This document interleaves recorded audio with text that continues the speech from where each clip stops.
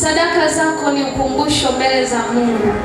Unapotoa sadaka kwa moyo wa kupenda, unapotoa sadaka kwa moyo wa shukrani, unapotoa sadaka haumtolei mwanadamu, unamtolea Mungu. Bwana Yesu asifiwe sana. Na unapokutana na magumu, unapata sababu ya kumkumbusha Mungu kwamba Mungu, kumbuka nilifanya hivi. Sadaka zako ni ukumbusho mbele za Bwana.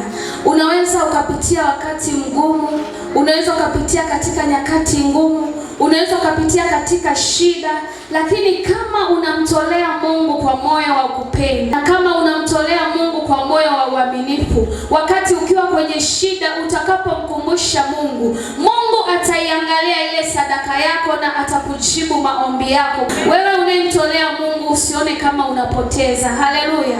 Haupotezi mbele za Bwana.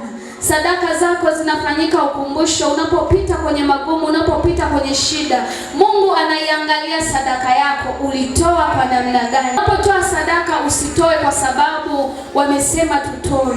Sadaka yako iambatane na matendo mema. Nataka nikwambie kitu kimoja. Watu tumetanguliza sana mambo ya dunia kuliko mambo ya Mungu. Niko tayari nikatengeneze nywele 50,000, lakini ikifika wakati wa sadaka nitoe shilingi 1,000. Kwa nini unaweka mambo yako mbele, unasahau mambo ya Mungu? Akati ipo siku utaingia kwenye jaribu, utashindwa umkumbushe nini Mungu. Hebu mtolee Mungu kile kinachofurahisha moyo wake.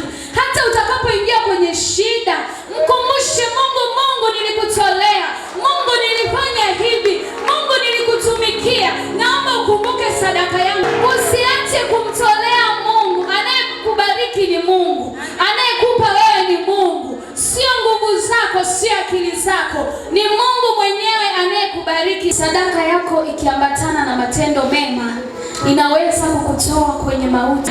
Kuna mauti za aina mbili. Unaweza ukawa umekufa na unatembea, na unaweza ukawa umekufa kabisa bana. Jiulize, umekufa wapi?